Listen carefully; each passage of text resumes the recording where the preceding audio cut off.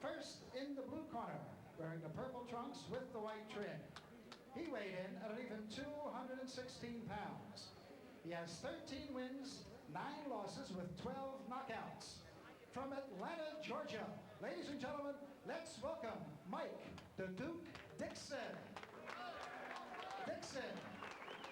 And his opponent in the red corner, wearing the white trunks with the red trim. He weighed in at an even 227 pounds. This gentleman is undefeated in 11 pro bouts with 3 knockouts. All the way from Grand Rapids, Michigan. Ladies and gentlemen, here is Buster Mathis Jr. Mathis. Good afternoon, gentlemen. Protect yourself at all times. This will be a Mathis Sr. And you see the tail of the tape of this afternoon's matches again with Mike Dixon 28 and Buster Mathis 23. And a slight weight advantage there at 227 to 216 for Buster Mathis. And the reach advantage, however, belongs to Dixon. The New Jersey rules, the 3 knockdown rule in effect, standing 8 count. Ringside doctor can't stop the fight. 10-point must system. And we are underway. And again, in the white trunks belongs to Buster Mathis Jr. as he fights on against the taller Mike Dixon here. Dixon at 6'2", while Buster Mathis at 6 feet tall in round number 1 of a scheduled 10-rounder. Mathis, a tireless worker. He will stay in your face all day long. Dixon, of course, the heavy-handed fighter, and we'll find out if that'll be enough for today. Buster Mathis getting started, you know, same old song and dance, Sam. He's going to get in there, and he's in, you know, Dixon is a tough kid to throw out his record. You know, he's a good puncher. He showed that. He absolutely knocked out Alex Garcia, top rated in the world, with 1 punch.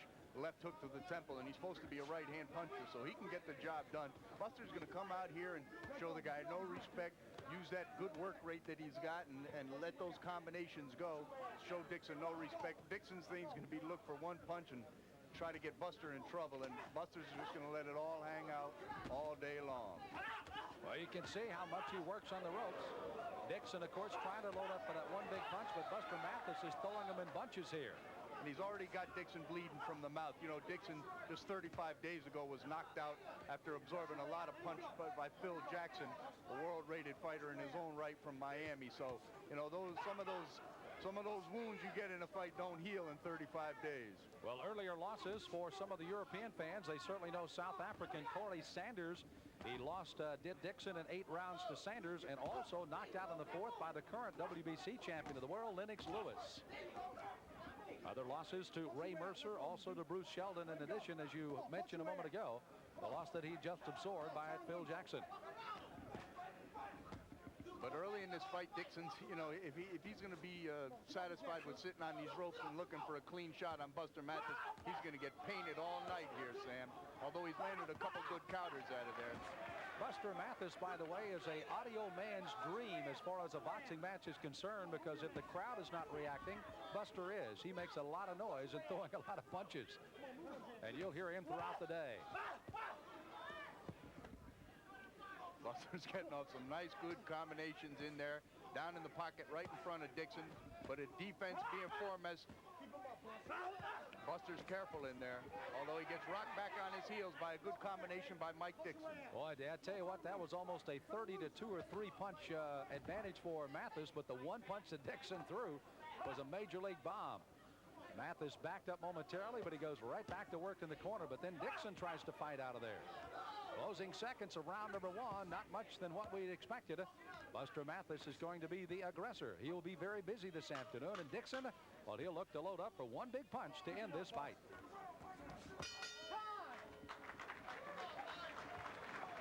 Good look at Buster Mathis Jr. as he prods across the ring.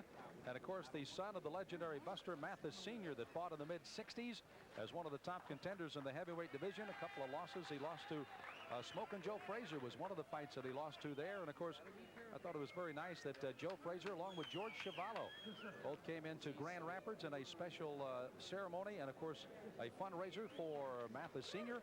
and helped raise a lot of money for him. And we're very happy he did that. As you see, Buster Mathis Jr. doing a lot of work in the corner here.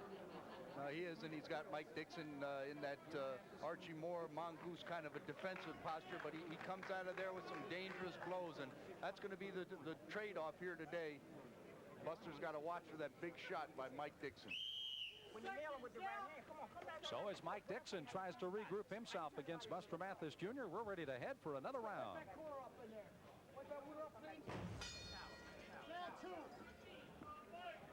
Welcome back to Heavyweight Explosion as round 2 comes your way from Resorts International Hotel Casino.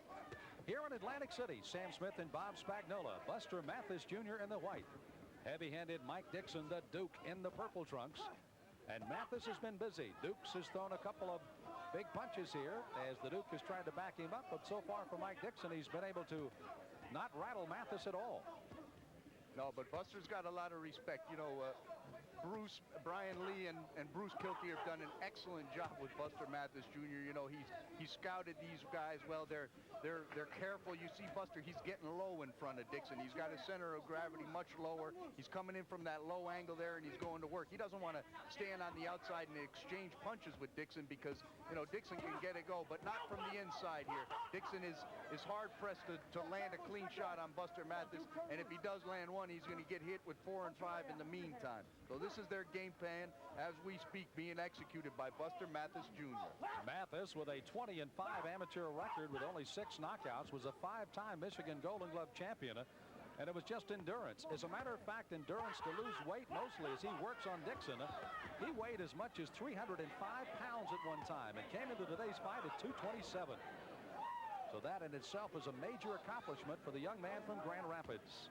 Well, Buster's going to be on his toes. I mean, he's going to have to be very careful throughout 10 rounds of this fight because Dixon, although Buster might get him into some trouble with an accumulation of punches, he's not really a big enough puncher to get Dixon out of there with one shot.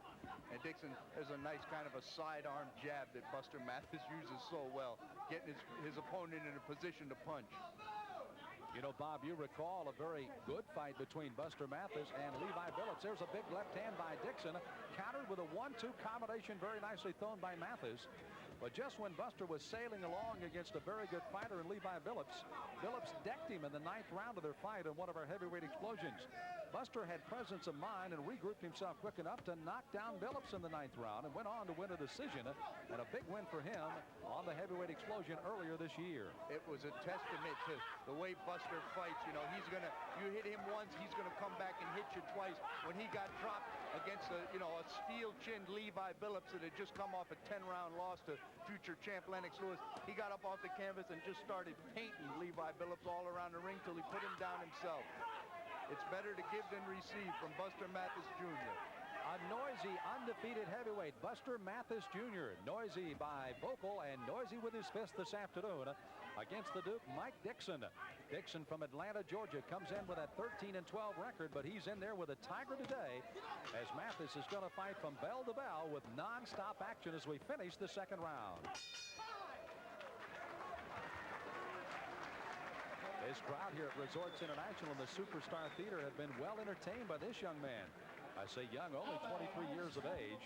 Interesting note on him, he tried playing football and basketball and baseball and all the other sports in high school, but he said, you know, I was bad, which normally means he was okay. He said, no, I was real bad. I couldn't play any of those.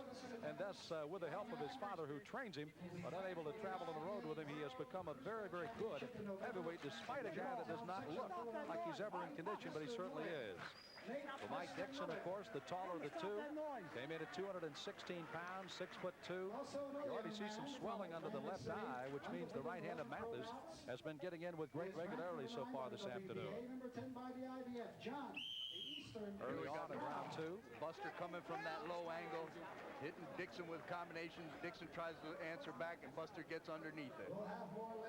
So seconds out. This is round number 3 of a scheduled 10-rounder from our heavyweight explosion 5 in Atlantic City. Dixon with his back to you. Buster Mathis Jr. in the white trunks, the attacker. This is where Buster doesn't want to be. He doesn't want to be at a range where Dixon can get off those punches. He's feinting his way in. He's got experience beyond his experience, Sam. You know, he's going to get in there. He's going to feint a couple times, get himself underneath Dixon, and then go back to work. He's not going to box him from the outside. That's what Dixon wants to do. Well, that's what Dixon's corner had advised him to do. Stay outside, measure the right hand, and see if he can land it on him. You may recall a quick left hook off the ropes a few moments ago back in round 1 kind of staggered Mathis. So So at least they know that Dixon can hit him. But Mathis is also administering a lot of punishment on Dixon here. Now this is Buster's office right here, and this is where he's going to get off his punches. And really, Mike Dixon has a nice short uppercut and hook himself, but it's just the sheer volume of punches by Buster Mathis Jr. is got him gun shy. There you see those combination of punches. Good left hooks. If he can't get him up the middle, which is the defensive style of Mike Dixon, he goes with a looping left and right hands, and they're scoring on him. And even though Mike is being so economical with his punches, he's sure when he pulls the trigger, he still can't catch. He still can't catch Buster with any degree of irregularity. Buster almost looks like he can't see the punches coming, but nonetheless he seems to have a second sense because he's ducked away from a good left-right combination by Dixon. You can tell from Dixon shifting his weight, you know, and that's where Buster's looking at his midriff and his legs. He can see him shift his weight, and he can tell what's coming. Good point. Very good. Thanks, Bob. You know, I like you talk about Buster Mathis. Oh, I was bad. You know, you know, the kid he's just such a wonderful kid, and you know, he doesn't have much of an ego really at all to speak of, Sam. It's really a refreshing thing. Says he doesn't mind when people talk about him being the son of a former top contender in the heavyweights, Buster Mathis Sr. But he said, I hope someday they start respecting me for who I am as Buster Mathis Jr. And I think a few more outings like this against a good man in Mike Dixon, and people are going to remember him as being Buster Mathis Jr. It's not the thing that you beat a Mike Dixon. Obviously, a lot of guys have done that. But when you dominate him like this, and this fight's not over with yet, and Dixon's been known to turn a lot of fights around with one punch, but they're doing, the people that have Buster Mathis Jr., they're, you know, a lot of guys, oh, and there's a good hook by Jr. Yes. But Dixon's, he's willing to exchange punches here. He's ever dangerous in this situation, Sam. By the way, this up close and personal is a little too close as they are battling right above us here at ringside. And they are really hammering each other. You can feel almost the concussion of the punches as we end the third. Well, another action-filled third round of the scheduled 10-rounder has seen Buster Mathis Jr. once again be very, very active as expected. Mike Dixon loading up with a pretty good right hand, but getting fed another one by Buster Mathis, and that may have been one of the better punches he's thrown today, Bob.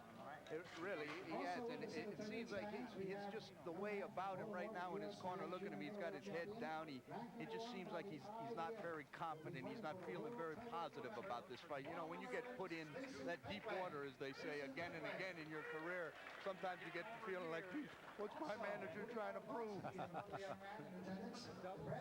You can take a look at some of this action just above us and watch Buster go to work on Dixon.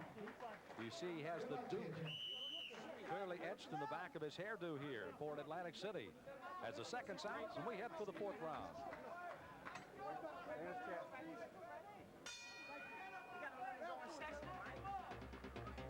Sam Smith, Bob Spagnola, heavyweight explosion. From Resorts International in Atlantic City, Buster Mathis Jr. trying to protect a perfect 11-0 record in the white. Mike Dixon trying to stay above the 500 mark at 13-12. Has been in the ring with a lot of very good names in the heavyweight division. He may be looking at one of the up-and-coming young stars today here on Heavyweight Explosion. Buster's, he's just controlling the action here, Sam. You know, and Dixon, he's kind of falling into the flow of things here. You know, he knows he's got a puncher's chance, but a lot of times guys with that, they get to relying on that punch, and they stop, you know, realizing that every round's 3 minutes, and you don't want to be in that position fighting Buster Mathis Jr. By the way, he's going to remind you. The unofficial scorecard here at ringside, you could almost rubber stamp this one right now through 3 rounds. A 10-9 on our unofficial card on all 3 for Buster Mathis.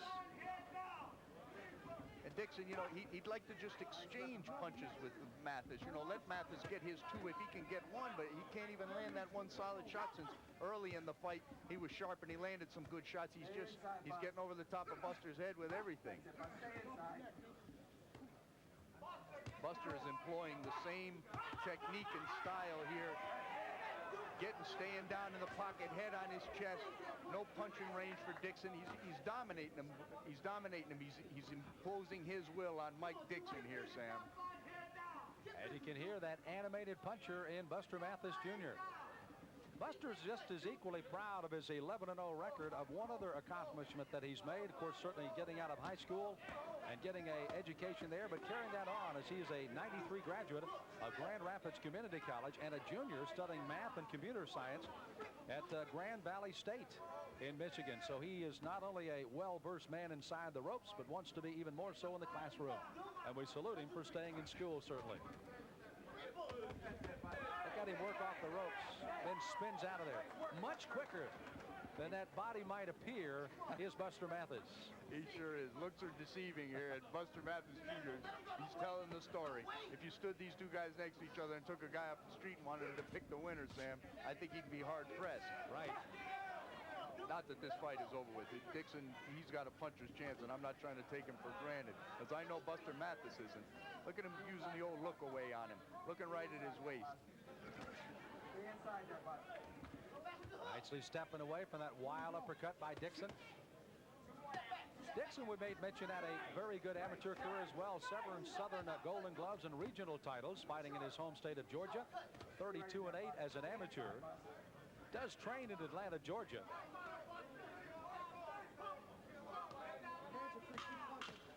As he's got to finish up the fourth round in the same posture we've seen early on. And Jimmy Condon has to step in between him and right in Buster Mathis' corner. He'll take a quick seat, and Mike Dixon walks across the ring. Let's go into that corner here. Here's Dixon as they try to get him squared away for another round. Abdul Muhammad working that corner. All right, make this fat son of a bitch miss and make him pay for it. Okay, he's getting tired now. You got all that weight around, he's tired around. If you stay on your toes for a little while, Mike, at least a minute in the round, using the jab, keep flipping the jab, keep flipping the jab. Muhammad there giving him some advice in the corner. He's starting to drop his hands. Okay, let's go the other way to Buster Mathis Jr. Just keep your eyes up.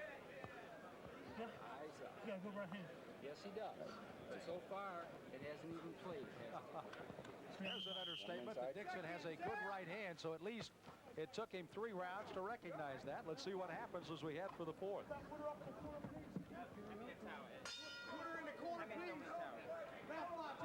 This is, round number 5 we're heading for as we head for round 5 as they are in the center of the ring where they start each and every one. Not much of the on-the-ropes action so far today for Buster Mathis, but a lot for Dixon, and there he goes again. And Buster Mathis right on top of him here in the 5th round of a scheduled 10-rounder. Buster's in there. He's being careful, though. He knows Dixon, in a lot of fights, he's taken a lot of punishment early and come back to land a clean shot and change things around. So he's really no stranger to the pace of the fight going against him and turning it around. Buster's got to be careful every round with this guy, and he knows it. And that's the kind of a fight he's fighting. He's picking his shots. You saw some good left hooks thrown in there that time by Buster Mathis, and then quickly retaliating Mike Dixon to a fairly good left-right combination and caught Mathis one on the shoulder, the other right on the temple. James Condon's going to try to get him out of that corner as he had seen enough of that. Dixon at least landing some more punches here in round number 5. And a big left hook. Let's see if he can do anything with that, as Mathis going to have to fight off the ropes. Very few times have we seen him in this posture today. Oh, that's right. Dixon, for the first time in the fight, he feels like, hey, I got this guy in some trouble. Let me try to make something happen.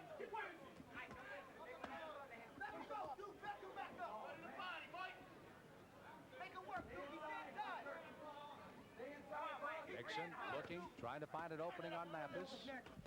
Mathis wants to be right in on his chest. That's where he is at the moment. Has been there all day. You'll hear that noisy combination coming from Mathis at any moment here. That is if Dixon allows it. He's clinching right now. Dixon has had a good, strong spot in this fight right here, Sam. Let's see if he can turn it into something. He can't win 30 seconds of a round, even if he hurts Buster Mathis Jr. and expect to win this round if he's going to allow Buster to dictate the other 2 minutes and 30 seconds of it. There you see the combinations thrown by Buster. Dixon taking some gulps of air as he bends and lands a good left hook to Buster's body. Mathis almost throwing himself off balance and almost got caught with the right hand while he was off balance, thrown by Dixon, but just ducked under it. And Dixon's landing some good punches, and there's Mathis. Boy, he'll throw 5 or 6 punches and then bail out of there. This kind of a pace, though, Mike Dixon, he's not ready to fight 10 rounds like this. This kind of a, you know, exchanging punches with Buster Mathis Jr. here. He's more the kind of guy that likes to get you in trouble and then rely on that adrenaline to finish you. And he's capable of doing it. By the way, he's been 10 rounds only once. He lost to Bruce Seldon in 10 rounds back in '92. So somewhat tired Mike Dixon, the Duke, heads back to his corner while Buster Mathis Jr. goes the other way. Brian Lee along with Bruce Kelty working in that corner with him, and they give him a nice little early shower. Try to keep him cool down here. It is cold on the outside here in Atlantic City, colder than, of course, the summer months, as fall has certainly come to the East Coast of the United States. But a little warm here in this arena tonight. You got 2 hands. Buster Mathis, we pointed, is a very vocal heavyweight, and I think you'll hear it in this replay of how he will let you know that he is scoring punches by giving you a little sound effects with it. Let's listen.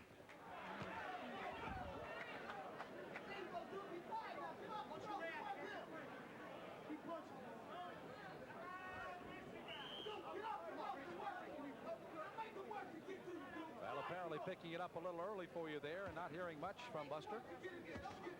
As again in that corner, a lot thrown by Dixon. This is round 6 of a scheduled 10-rounder this afternoon here at the Resorts International Atlantic City. Bob Spagnola joining yours truly, Sam Smith, as we are on the road here with the heavyweight explosion number 5. 5 different months we've seen some of the up-and-coming heavyweights, and the second appearance here by Buster Mathis Jr. Actually the third, 2 wins so far for Buster, and looking for a third on the explosion. I'll tell you something, you know, I keep talking about the management and the trainer of Buster Mathis Jr. You know, in beating Levi Billups, they beat really a guy that is a fringe contender in the heavyweight division, a very tough customer. But rather than, you know, moving up above that level, you know, they took their next fight against Mark Young, a tough, you know, journeyman, and now with Dixon, although he's coming off a fight, 2 months ago he was a world-rated fighter. They haven't moved up a huge as Buster's getting off here on Mike Dixon. You know, Mike Dixon had a good round in the last round, and Buster just wants him to know that that's not going to be continuing anytime here. He's taken back complete control of this. But they're, you know, they've tapered off at this level of competition, which is a good, tough level. And Buster's really showing his wares here, Sam. Beating this kind of a fighter like a Dixon and a Billups and a Mark Young. Consistent back-to-back wins by Buster Mathis Jr. He's learning out here. And you can hear that Buster took his cue a little late as he gave you a good sound effects of his punching in the corner just above us, and continues here in this round. Mike Dixon, he can't keep up this pace. The last fight, he let it all. The last round, he let it all hang out with Junior, but you know he can't keep it up. You know, we mentioned that one of the losses that Mike Dixon has on his card is a 8th-round loss to Corey Sanders, one of the permanent features here on Heavyweight Explosion, and certainly one of the ranked heavyweights out of South Africa. And Corey Sanders also said, hey, out of all my wins, that certainly had to be one of the tougher ones because of Dixon's punching power. He said he can hit you with a sledgehammer. It's just fortunate. He said he didn't hit me flush with many of those shots he threw, but I knew it was there and had to be very careful. So a big win for Corey Sanders. No, it was a dangerous fight to take. A big win for Sanders, and impressive because he dropped Dixon with one clean shot, a straight left hand, which, as you can see, for all the times Buster Mathis Jr. has hit him, he's not even wobbled him thus far. Dixon takes a real good shot. And as Bob has pointed out, has always that heavyweight chance of a one punch to get back in the fight. Closing 30 seconds of the 6th round. Crowd here at Resorts, very well entertained, good undercard. Along with the co-features, this being Buster Mathis and Mike Dixon.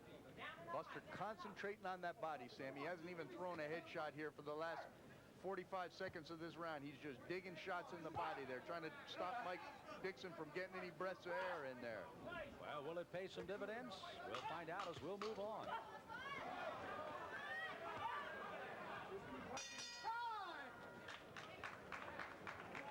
Buster Mathis, to no one's surprise, very active in the last round, the 6th. And again, Dixon electing to kind of lay on the ropes, not so much the rope-a-dope, but did try to throw some punches off of that on the counter here in this fight this afternoon at Resorts. What a professional. Stay focused. Bruce Bruce Lee. They're simply talking to him, just trying to keep him calm, trying to keep him under control, and that's the key to any of the Buster Mathis fights so far. Boom, boom, boom. Okay? Yeah, all that said about the right hand. That's right. That's right. But you're dropping down good. You're dropping down good. He can't get off if you're punching. Remember that. Good advice. Good advice. Trying to keep Dixon on the rope. Come on. Then down back to the body again. Back upstairs again. Come on. So they're trying to go body back upstairs. Let's see if it works in the 7th. Round 7. Sorry. What's that wood off, Dave? What's that wood off, pal? 7th round of our heavyweight explosion fight, a co-feature featuring Buster Mathis Jr. in the white and Mike the Duke Dixon in the purple.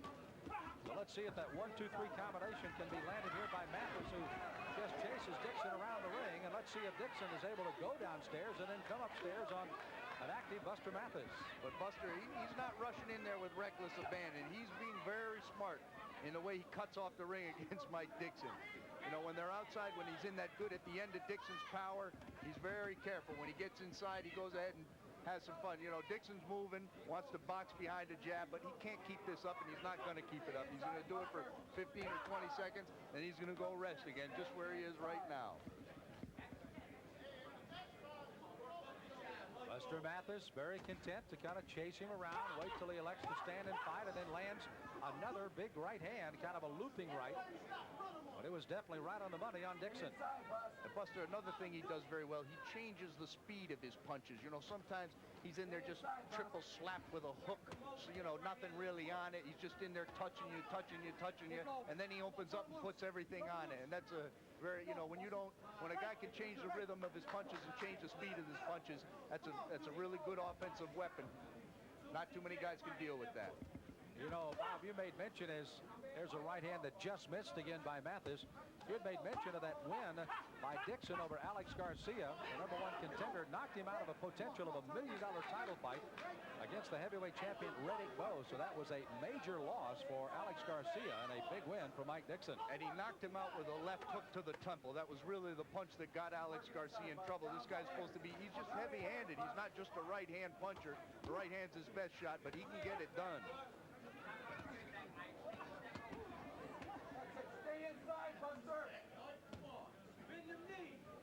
Buster Mathis continues to work hard. As far as Mathis is concerned, he's been in some tough fights throughout his career. And he's always the one that says, hey, I'll take whoever they want to put me in there with. Look at him roll those shots. I mean, Buster Mathis Jr., he's a brilliant defensive fighter. Chin down, shoulders up. He's tucked down there in the pocket. He's out of harm's way. If they get anything, they get the top of his head. And then when he gets them out of position, he makes them pay. You see him, he's got that short distance between him and Dixon. He won't let Dixon get him at that punching range at the end of that big right hand. So pretty much a carbon copy of what we've seen this entire fight, as Mathis chasing him around the ring. Dixon trying to throw some punches. Buster stepping away, closing 10 seconds of the 7th. And they'll head to the 8th round of the scheduled 10-rounder here in Atlantic City. Nice work, Buster. Nice work, Buster. Bob, there doesn't seem to be any frustration setting in, and I think you alluded to the fact very, very clearly that Buster Mathis has been used to doing what he has to do as they give him another early shower, and certainly that one woke him up with some good ice water across the way. But again, a very patient fighter, knows what he does, and really stays within himself. And I think that's a key to any fighter, isn't it? He really does, and they work as a group. You can see the three of them in there interacting with each other in between rounds. Really a professional corner. You think these guys, Grand Rapids, Michigan, what's up there? You know, whoever taught these guys how to work a fighter? But they're doing an excellent job. They got a great relationship with their fighter, and it's paying dividends for them here. Mike Dixon on the other side, of course, a man that has had the big fights, has had his share of opportunities to win big ones, but again has fallen by the wayside as well. And today he fights a young tiger as we head for the 8th round. That way you'd be more effective. This is Heavyweight Explosion 5 from Merv Griffin Resorts International Casino Hotel in Atlantic City. Sam Smith along with Bob Spagnola as Buster Mathis Jr. in the white fights Mike Dixon in the purple. Mathis again coming out strong, chasing Dixon around, catching a couple of punches early on, but none to kind of stagger him away. Then in about the 5th round, Dixon started to land some punches and may have come out with an even round, but since that time it's been all Buster Mathis in this fight today. He came right back and took control of the fight. You know, that was Dixon's shot. You know, he tried to make something happen, but he's just not been consistent, you know, in trying to carry out his game plan, and he just can't fight at this short range. He can't, you know, he can't get underneath. Buster is underneath him, and he can't get off with his power shots with Buster at that low angle, and that's the story of this fight. And they know, both fighters, they know exactly what they both want to do and what both don't want to have done. It's just Buster is imposing his will on Mike Dixon here. Bob, you know, it gets back to the old adage, even the most stylish fighter and good fighter, he can look awful when he gets into a guy that does not fit his style, and certainly that's the case with Dixon. And Buster's pretty much had the fight that he wanted here today against Mike Dixon. Right, and you see there, you know, Dixon had an opportunity. He got distance between the two of them, but Buster got those quick feet, rushed right over, stayed right on top of him, so he doesn't have to start all over again. In here, you know, this is Buster's office right here, and Mike is, you know, half helpless in here. See Mike trying to get his behind down there a little bit lower to get something off, but he just can't with any degree of consistency at all get underneath Buster Mathis Jr. By the way, Buster admitted after the fight with Levi Billups that that was his toughest fight he'd ever gone through, and also admitted afterwards that he had hurt his hand early on in the fight and was very fortunate to be able to stand in toe-to-toe with Levi Billups and come up with a victory, but he did. Even after being knocked down early in the 9th round, came back for a knockdown of his own and won on a decision on one of our heavyweight explosions from Fernwood, Pennsylvania. A really impressive win for Buster Mathis Jr., but he's, you know, he hasn't changed a bit. He hasn't started to read his own clippings. You know, he hasn't seemed like he's developed any kind of an ego or anything, Sam, and that's the kind of equation that's going to bring this kid, you know, dividends in the future. He's in there now. He's saving something here. He's resting in this round. He's taking up a lot off his punches, but at the same time, he knows he's going to be good and fresh for the end here because he knows that Dixon's going to try to change this whole fight around with one punch. Buster knows he's in complete control. He's resting a little bit here, picks up a nice little uppercut there, sets up Dixon's head, and he'll explode out of this here in a minute, Sam. When you talk about going 10 rounds, Buster has gone 10 only twice. His last two, however, against Levi Billups, and as we aforementioned, the Mark Lewis fight. On the other side of the coin, only a 10 rounds so far for his opponent, Mike Dixon, in a loss, again, to Bruce Selden. So the late rounds, will it pay dividends for Mathis, or will it pay for Dixon? We'll find out.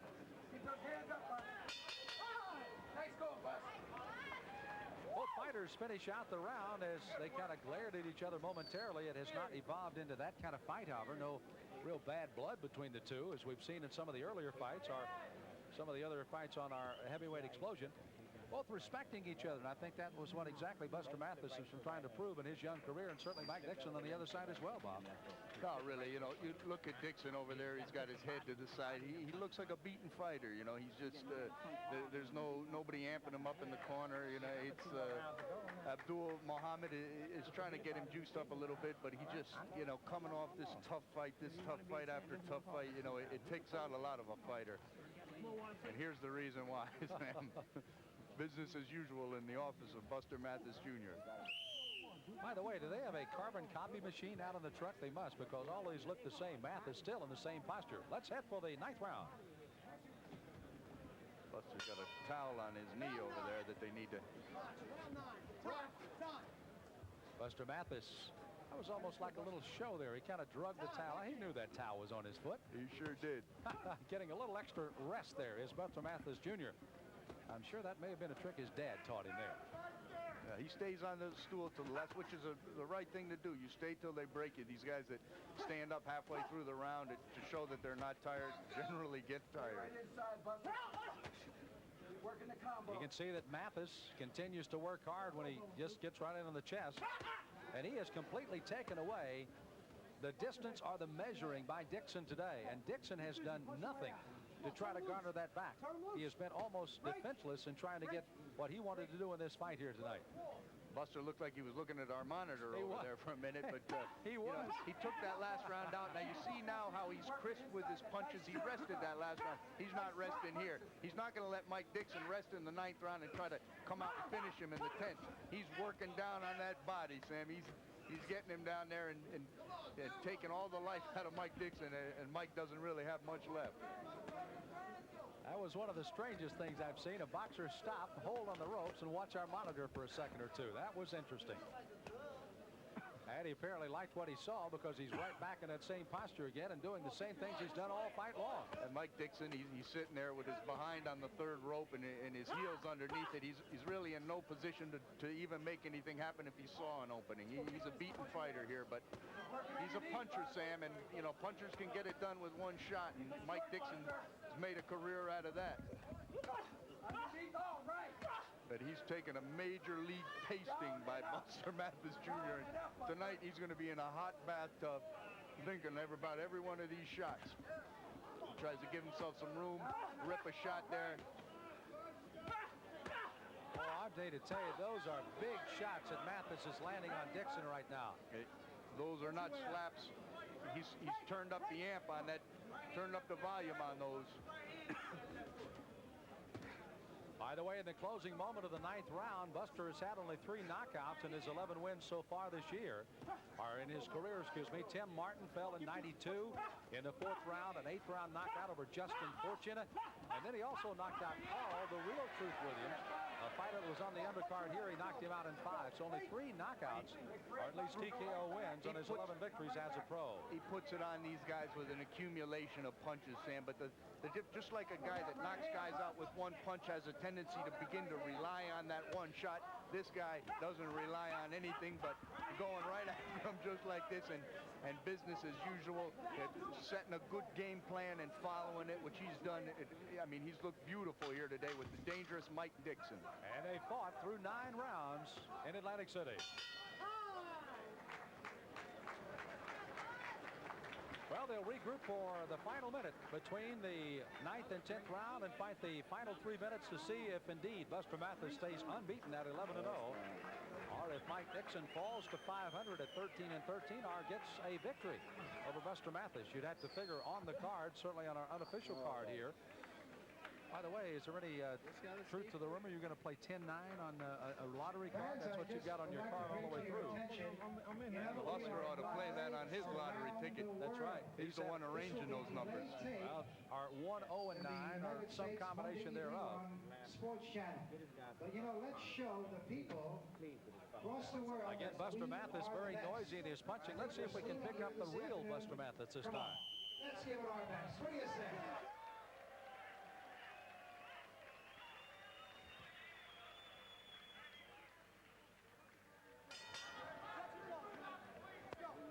Well, it's round 10 of the scheduled 10-rounder. This is the final round. James Condon will have them touch glove, and they'll go for the final 3, as it's Buster Mathis in the white against, in the purple, Mike the Duke Dixon. Mathis controlling throughout. Dixon may be coming back in a mid-round or 2, around the 5th or 6th, to at least score some points, but not enough to turn this one around. He knows that he's going to have a big punch to win. He sure does, but Buster's not the kind of guy that's just going to grab and hold for a round. He's going to, you know, he's very successful with what he does, and he's going to continue to do that. Stay on the inside and not give Dixon the punching range he needs to land that big shot. Smother him. It'll be interesting, Bob, when you do get up in the ring and get some comments from these 2 fighters. Certainly Buster, if at any time, as you've already alluded to, he doesn't get frustrated, but if any time he really thought he had Dixon in real trouble. I thought early on he certainly did, but not so much other than just those accumulation of punches that he continues to land. Dixon's got a lot of pride, too. Mike Dixon, you know, he's in here. He knew he had a puncher's chance coming in, and he knows it's about over with, but he's not going to lay down. He's a competitor himself, and, you know, he knows this is a good day for him, but...